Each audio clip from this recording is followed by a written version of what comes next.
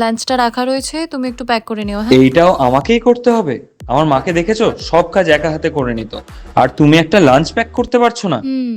না মানে লাঞ্চটা তো আমি আর একা খাবো না, বানিয়ে যখন দিয়েছি দুপুরবেলা তো তুমিও খাবে, তাহলে একটু নিজের হাত পাটা নাড়িয়ে প্যাক করে নাও। আর সব কিছু কি আর মা শিখিয়ে দেবে? আমি আছি তো, এই ছোট ছোট কাজগুলো না হয় আমি শিখিয়ে দেবো, কেমন? প্যাক করে নাও। এই কি গো, আমার বার্থডেতে আমরা মলদ্বীপসে যাচ্ছি তো, টিকিটটা কেটেছো তো তুমি? উফ, তোমার এত ডিমান্ড না। আমার বাবার কাছে পয়সা থাকলেও আমার মা কোনোদিনও দীঘা মন্দারমণির বাইরে বেরোতেই চায়নি। Oh, I am very sorry for your mother. But এই পুরো ঘটনাটাতে না আমার তোমার মায়ের মহান হওয়াটা নয়, বরং তোমার বাবার কিপটেমিটা চোখে পড়ছে। না মানে সারা জীবনে তোমার মাকে একটা ট্রিপে নিয়ে যায়নি, তাই তো তোমার রেসপন্সিবিলিটির কনসেপ্টটাই খারাপ হয়ে গিয়েছে। বাট তুমি চাপ নিও না, আমি আছি তো, আমি তোমায় সব শিখিয়ে দেবো, কেমন? টিকিটটা কাটো। রাহুল, আমার অফিসের প্রমোশনটা হয়ে গিয়েছে, আর অফিস থেকে বলেছে আমাকে খুব শিগগিরই ওরা ব্যাঙ্গালোরে শিফট করবে। ব্যাস, হয়ে গেল।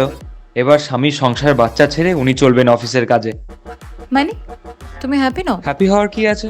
আমি আমার মাকে দেখে বড় হয়েছি, আর আমার মা জীবনেও রাহুল, এসব। তোমার মা সারা জীবন কম্প্রোমাইজ করে গিয়েছে, আর তুমি বা তোমার বাবা কেউ সেই কম্প্রোমাইজটার দামও দাওনি, একবারও জানতেও চাওনি যে ওই মানুষটা কি চায়, তাই ওই মানুষটা জীবনে কিছু করতেও পারেনি।